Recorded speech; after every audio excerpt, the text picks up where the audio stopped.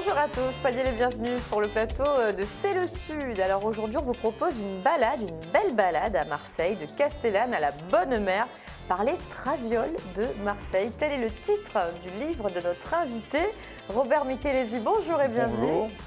Alors vous avez proposé un parcours justement en 20 étapes aux lecteurs désireux de découvrir ce beau secteur historique de la ville de Marseille. On en parle avec vous dans une poignée de secondes, juste le temps de vous présenter Maude, par exemple, Bourdin qui est avec nous aujourd'hui. Ça va Maude? Ça va très bien, merci. Sophrologue, alors on est ravis de vous revoir. Vous êtes déjà passé par ce plateau pour nous donner des conseils, notamment c'était sur les crises d'angoisse, comment les gérer. Et là, la période des examens approche à grands pas. Alors c'est source également d'anxiété pour les jeunes. Et vous allez les aider à aborder justement cette étape avec un peu plus de quoi? De recul, on va dire. De calme et de bienveillance dans un instant. Ça. Et puis il est avec nous également. Alors habituellement il intervient le lundi, mais vous en avez aperçu hier, c'est Abdoul qui a piqué sa place. Arthur Tivoli, notre magicien. Bien le bonjour Alexandra, bien le bonjour à Maude et à notre invité du jour qui va nous proposer de belles choses à voir dans Marseille. Absolument, et vous, que nous proposez-vous Arthur aujourd'hui?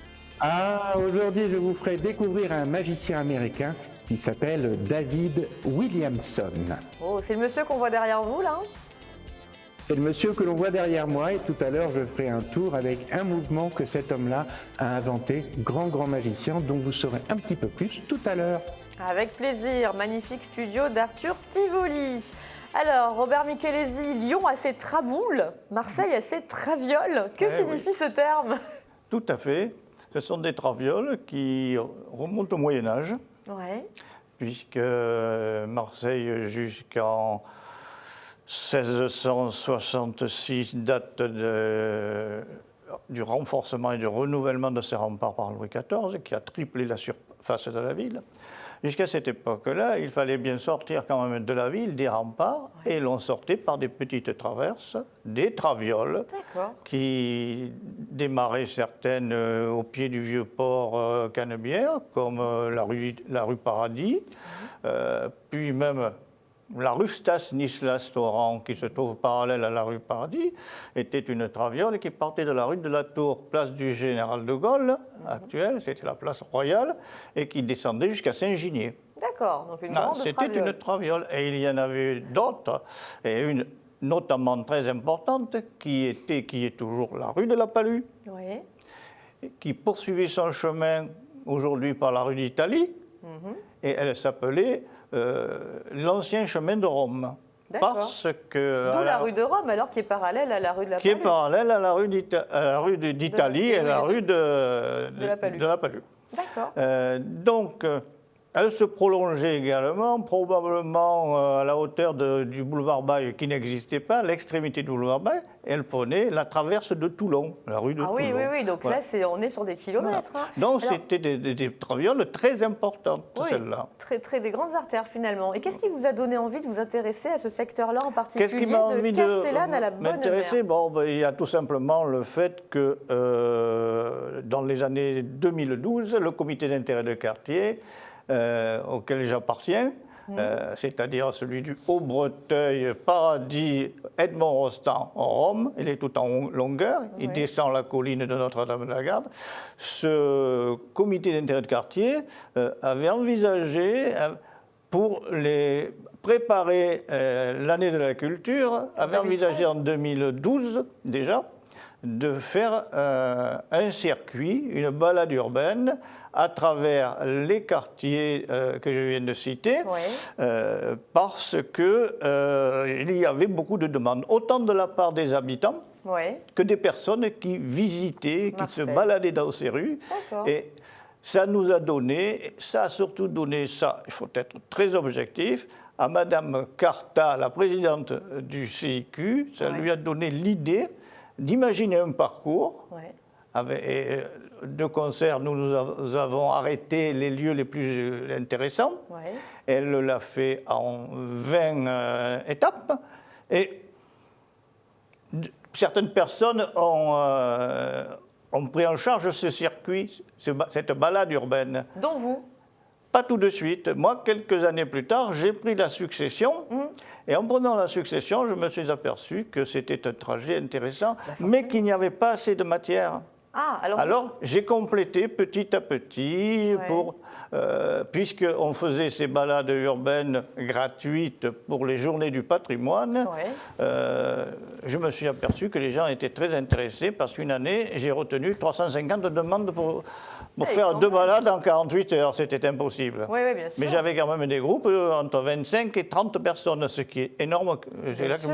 Donc vous vous êtes dit, je vais écrire ce livre. Tout à fait, je me suis dit, je vais compléter. Pendant les journées du patrimoine, pour celles et ceux qui souhaiteraient découvrir le secteur. Ce qui permet aux gens, même en dehors des journées du patrimoine, donc bien sûr, de faire les mêmes balades. Grâce au livre. Alors, vous parliez des sites remarquables, justement, de ce secteur. Lesquels on pourrait citer? Les sites remarquables de ce secteur... Il y a la maison natale d'Edmond Rostand. Pardon, La maison natale d'Edmond Rostand. Ah, il y a la maison natale d'Edmond Rostand, bien évidemment. Est-ce que vous connaissez, Maud, J'allais vous la citer. Elle est au numéro 14. Et il est né au 4e étage. J'ai eu l'occasion d'entrer dans cette maison qui est magnifique. Ah oui, elle se visite, non? Non, puisqu'elle appartient à des particuliers. D'accord. Et Edmond Rostand y a vécu jusqu'à l'âge de 17 ans, je crois, puisqu'après il est parti à Paris, au collège Stanislas, où il a terminé ses études secondaires, puis il était plus intéressé par la poésie. Et à 19 ans, 20 ans, il avait déjà produit des poèmes qui sont restés célèbres, comme les romanesques et d'autres. Et ensuite, il s'est mis à écrire des œuvres théâtrales, comme La Samaritaine, qui a été jouée la même année que Cyrano de Bergerac. La Samaritaine a remporté un grand succès, mais Cyrano de Bergerac, un triomphe. Ah ben oui, international. Alors on l'a vu, ce quartier aussi où naquit Edmond Rostand est devenu le quartier des antiquaires. Il est devenu le quartier des antiquaires. D'ailleurs, ce quartier est labellisé quartier des antiquaires depuis 2007. Et il y a au début de la rue Edmond Rostand une grande arche qu'on voit là. Tiens, regardez sur les images à l'instant dans votre livre. Et on y donne, c'est l'association plutôt des antiquaires de la rue Edmond Rostand, qui, 4 dimanches dans l'année, donne une journée réservée strictement aux brocanteurs et aux antiquaires, mais aux brocanteurs professionnels. Ce n'est pas un vide-grenier, ce sont des brocanteurs professionnels, les antiquaires, et en général, ça dure depuis 25 ans d'ailleurs, et tout le monde est satisfait parce que ça marche très bien, et ça met en valeur aussi le quartier, ça permet de faire visiter d'autres lieux, puisqu'il y a une petite merveille au milieu de la rue Edmond Rostand qui s'appelle l'église Saint-Nicolas de Myre et qui est très très peu connue. Et Saint-Nicolas de Myre, c'est l'église des premiers Grecs qui sont venus faire fortune à Marseille à la suite, j'allais dire, de la campagne d'Égypte de Bonaparte. Ils ont quitté l'Empire ottoman parce qu'ils n'étaient pas du tout reconnus, bien sûr. Et ils sont venus à Marseille, ils ont fait fortune, ils ont voulu construire une église. On leur a trouvé le terrain et ils ont fait une petite merveille qui est en cours de réfection à l'heure actuelle, intérieurement, en cours de finition. Je crois que ça va être un joyau. D'accord, à découvrir prochainement. À découvrir très prochainement. Ce que vous mettez en avant aussi dans ce livre, c'est la typicité des maisons marseillaises avec ce fameux 3 fenêtres marseillais. Oui. Expliquez-nous un petit peu, c'est propre à Marseille, ça? On a fait courir pendant longtemps le bruit que c'était grâce à la fermeture de l'arsenal des galères qui est fermé définitivement en 1781, que l'on avait vidé les lieux, puisque c'était la condition, il fallait vider complètement les lieux, tout détruire et vendre pour créer de nouveaux quartiers. On a créé le quartier au-dessus de la rue Sainte, palais de justice, le quartier de l'Opéra. C'était très grand. Et on disait, avec le bois qu'il y avait à l'intérieur, qui servait à fabriquer les galères, on a commencé à faire des immeubles parce que les charpentiers de marine, n'ayant pas de travail, se sont reconvertis en maçons. C'est peut-être vrai, mais beaucoup sont partis à Toulon puisque l'arsenal a été transféré par le roi à Louis XV en 1745 à Toulon. Et pourquoi ces 3 fenêtres alors? 3 fenêtres, parce qu'il y a des dimensions à respecter par rapport aux poutres, parce que l'appartement à 3 fenêtres, c'est un appartement qui n'est pas fixé par ses façades. D'accord. Il est fixé par ces poutres, par sa charpente qui sont parallèles à la rue. D'accord. Il y en a 7 ou 8. Au-dessus, il y a des chevrons, bien sûr. On pose l'étage et ainsi de suite, mais les poutres en question sont dans des encoches tenues sur les immeubles voisins. Et ça ne bouge pas. Les façades extérieures, donc que ce soit celle du fond de l'immeuble ou celle de la rue, sont faites avec n'importe quoi. Il y a de tout. Et après, on crépit, on fait une belle façade, mais ce ne sont pas... C'est le devant, la façade de l'immeuble avant ou celle du fond qui maintiennent l'immeuble. Ce sont les fameuses poutres qui sont qui les maintiennent. En coche dans les murs des immeubles voisins. Alors on pourra en parler des heures, mais malheureusement le temps nous est compté. Il faut procurez-vous ce livre pour le garder justement à la main et vous promener dans ce secteur qu'on a nommé de Castellane à la Bonne-Mère. Vous y apprendrez tout plein de choses. Et bien évidemment, l'emblématique Notre-Dame de la Garde qui est en couverture est également évoquée, bien sûr, et plein d'anecdotes aux éditions Gossen, édition marseillaise. Merci beaucoup, Robert Michelesi. Mais je vous remercie à vous. Vous restez avec nous. En tout cas, c'est passionnant. Alors peut-être que ça pourra servir également à des étudiants qui sont étudiants en histoire. Pourquoi pas, Maude puisque la période des examens approche à grands pas. Alors c'est une période qui est souvent redoutée par les plus jeunes parce que, bien évidemment, elle procure pas mal de stress dans la préparation aux examens. Et les sophrologues peuvent aider ces jeunes à aborder cela avec un peu plus de calme et de sérénité. D'ailleurs, vous préparez les étudiants de Lyon, Maude, les étudiants en droit ? Oui, en fait, je travaille à l'Institut d'études judiciaires à la fac Lyon 3 où je prépare les étudiants qui préparent les concours pour la magistrature, commissaire de police, avocat. Et là, maintenant, la semaine prochaine, je vais commencer tous les concours pour les métiers de la sécurité, en fait. D'accord. Qui sont... pareil, les élèves sont complètement à cran. Mais du coup, on peut intervenir pour toute forme d'étudiants. Ça va. C'est ce que j'allais vous demander. Voilà. Est-ce qu'on intervient de la même manière auprès de lycéens que d'étudiants en études supérieures ? Alors, pas exactement. Si vous voulez, le conseil, moi, que je donnerais à tous les deux, en tout cas, que ce soit des très hauts concours ou simplement même un bac blanc ou autre, si vous voulez, c'est de s'y prendre quand même assez tôt. Parce que nous, là où on va, notre boulot, en gros, ça va être de faire connaître à l'étudiant, enfin à la personne qui doit passer une étape particulièrement stressante avec un enjeu important pour lui à perdre ou à gagner, si vous voulez. Nous, dès qu'on le reçoit tôt, on va déjà lui donner des conseils qui vont lui servir, si vous voulez, pour la longueur. Notamment, par exemple, un des tout premiers conseils que moi, je ne devrais pas le faire normalement, parce que je ne suis pas médecin, alors j'espère qu'on ne va pas me taper en sortant d'ici. Mais j'ai pu constater que tous les étudiants qui étaient stressés, arrivés à 1 mois de l'examen, tous beaucoup manquaient de magnésium, par exemple. Ah, d'accord. Voilà.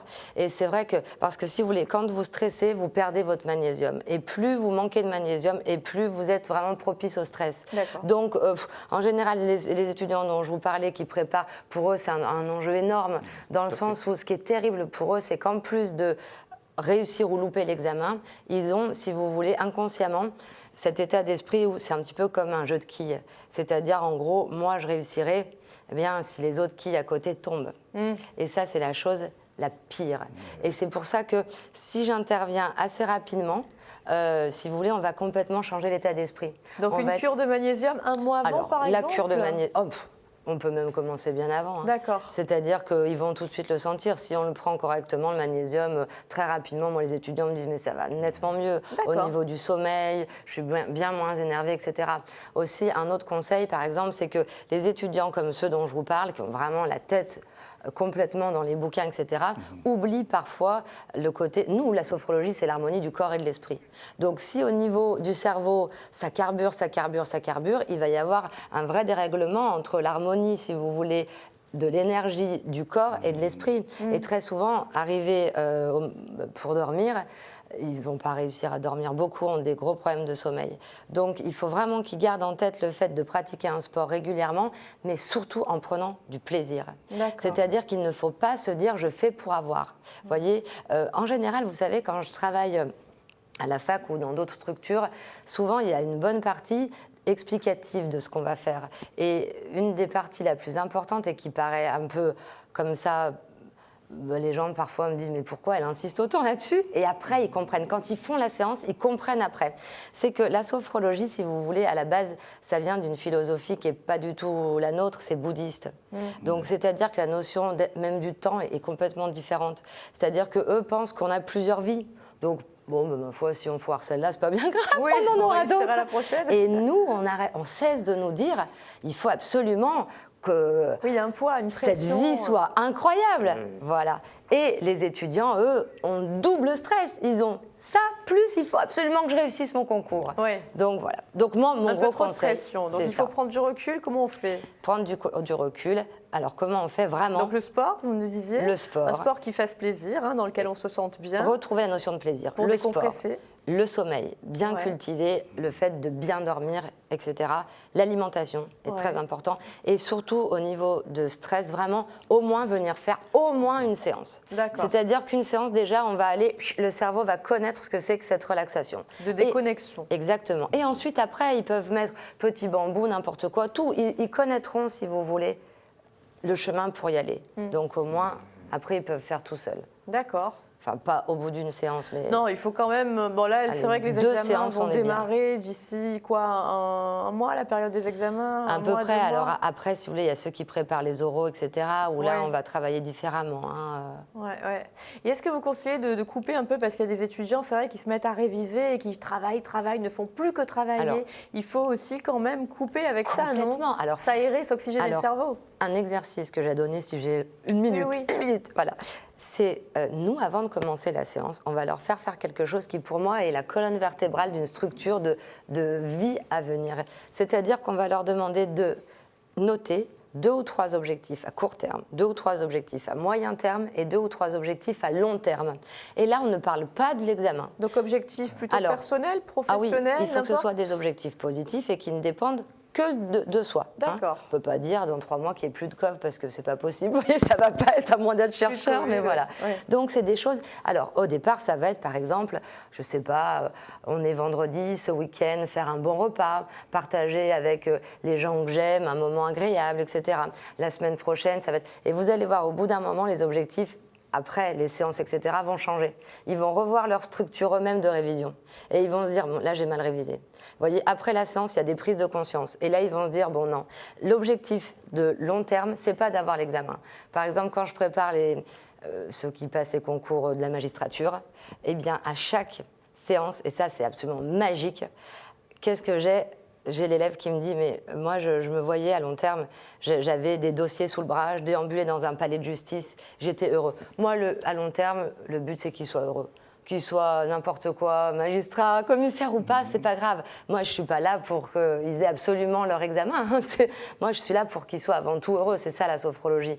Donc, finalement, et c'est là qu'on voit ceux qui sont bien préparés, et vous pouvez être sûr qu'après, je les revois, qu'ils l'ont eu l'examen.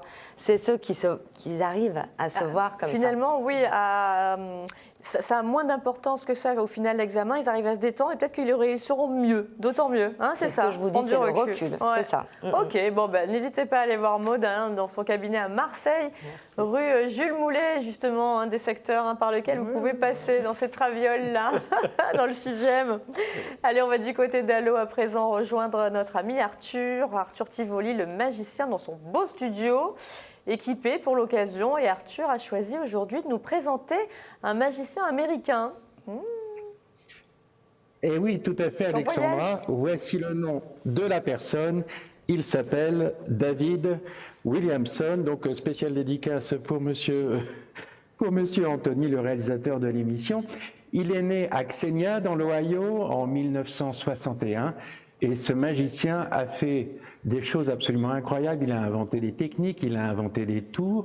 Et très très jeune, vers les 25 ans à peu près, il a commencé à participer à des émissions télévisées aussi bien aux États-Unis qu'en Europe. Il a participé à des tournées de conférences en Europe quand il a eu à peu près 25 ans. Et il a principalement participé en Angleterre à une émission qui s'appelait le Magic Strip, émission avec donc David Williamson, avec Rudy Kobe, un autre magicien américain, ainsi que Jeff Hobson, et ce sont des magiciens dont je vous parlerai évidemment plus tard dans cette chronique. Et il a participé de nombreuses fois en tant que magicien invité à la FISM, qui est la Fédération internationale des sociétés magiques dont je vous avais déjà parlé, qui est le championnat du monde de la magie tout simplement. Et il a fait des choses absolument incroyables. Il a travaillé pendant de nombreuses années sur les bateaux de croisière de la souris la plus célèbre, celle qui a des grandes oreilles. Je ne sais pas si on doit dire le nom ici, mais tout le monde évidemment sait de qui je veux parler. Ils ont des parcs d'attractions, mais aussi donc des compagnies de croisière, et il y a travaillé pendant de très très nombreuses années. Et depuis quelque temps, il travaille aussi avec les illusionnistes. C'est un spectacle qui fait le tour du monde dans les différents théâtres, évidemment pas en ce moment because la pandémie, mais ça reprendra très très vite, nous l'espérons tous en tout cas.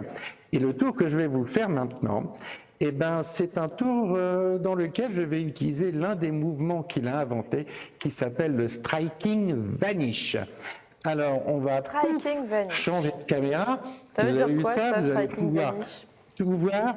J'ai ici un feutre. Ceci, c'est ce que l'on appelle un verre doseur, 2 centilitres, 4 centilitres. Hein. Ce sont des objets, tout ce qu'il y a de plus normaux. Et il y a aussi cette petite boule, j'espère que vous voyez tout bien. Alors évidemment, si j'avais été sur le plateau, vous auriez pu vérifier tous les objets, évidemment, rien de truqué, ça serait dommage. Et l'idée, en fait, c'est de tout doucement, grâce à la baguette magique, ici figurez pas le stylo, faire disparaître la boule pour la faire arriver sous le gobelet. Intéressant, non? Ah oui, on n'a rien vu, on n'a rien compris. On refait, allez. Je vous le refais. Disparition en utilisant donc le Striking Vanish de Monsieur David Williamson. 1, 2, 3. La balle disparaît et il suffit de retrouver ici, voilà, à l'intérieur du capuchon. C'est quand même bien pratique. On refait encore une fois. Disparaître, en tout cas je l'espère, oui, la balle, et on peut la faire revenir ici. Alors même si je la mets dans la poche, elle revient. Hein. Même si je la mets dans la poche, elle revient. Et même si je la mets dans la poche, elle... Oh là, elle a grossi là. Ah bah tiens, c'est bien pratique. Un petit œuf, il manque plus que la petite cuillère, du pain, du beurre, et je vais pouvoir me faire des petites mouillettes. Waouh, bravo Arthur. Alexandra, le tour d'aujourd'hui avec un petit gobelet. Eh bien écoutez, merci beaucoup. Et donc cet homme-là, c'est David Williamson, grand magicien, et je suis sûr que vous pourrez trouver sur YouTube plein de vidéos le montrant performer. Voilà. Pas mal Arthur, merci pour ce tour. Monsieur Michelesi, je vous voyais vraiment dubitatif, hein. On n'a rien compris au tour d'Arthur. Hein. Non, il est fort. Hein. Il est très fort. Il est très fort. Il est très fort. Arthur, on vous retrouve toujours sur votre site internet, arthurtivoli.fr, avec des cours, hein, notamment à distance, cours de magie bien évidemment, que vous poursuivez. Tout à fait Alexandra, les cours de magie avec l'école Les Magiciens du Garlaban ici à Allo, en visioconférence effectivement puisqu'on ne peut pas se retrouver. Et puis les spectacles qui reprendront, d'après ce que j'ai pu comprendre avec les annonces officielles, à partir de la mi-mai. En tout cas, nous croisons tous les doigts. Ah ben oui, on l'espère pour vous aussi. Mais en attendant, rendez-vous voilà, sur le site d'Arthur, arthurtivoli.fr. Pas mal, hein, Maud, hein, les tours de magie d'Arthur. J'ai cru qu'il allait nous donner l'astuce. Moi, j'écoutais attentivement. Il est malin, Arthur, il ne donne pas les astuces. Alors, Maud, je vais vous dire le secret. Maud, exceptionnellement aujourd'hui, Il faut travailler, travailler et encore travailler, et il faut travailler avec méthode, car le travail sans méthode n'est qu'une vaine agitation. Bon, Oh, c'est joli. c'est pas ce soir que je vais faire le tour de magie. Non, c'est peut-être pas ce soir ni ce week-end pour épater vos amis, mais on peut suivre des cours avec Arthur. Et puis je suis sûre que si vous le croisez un jour sur le plateau, Arthur, il vous livrera son tour avec plaisir, n'est-ce pas, Arthur? Vous êtes un galant homme. Absolument, Alexandra, toujours avec plaisir. J'en étais sûre. Bon, très bien. En attendant, on vous retrouve la semaine prochaine, Arthur. Merci beaucoup de nous avoir montré ce tour sans donner la réponse, mais c'est ça aussi la magie finalement, Maud. Oui, bien sûr. Voilà, on n'a pas forcément envie de savoir. Bien sûr. N'est-ce pas? C'est exactement Robert ça. Michelesi, on retrouve ce livre aux éditions Gossen dans toutes les bonnes librairies, Les Travioles de Marseille, de Castellane à la Bonne Mère. Voilà, pour se promener dans les rues de Marseille tout en apprenant des tas de choses. Merci beaucoup pour les informations que vous nous avez livrées.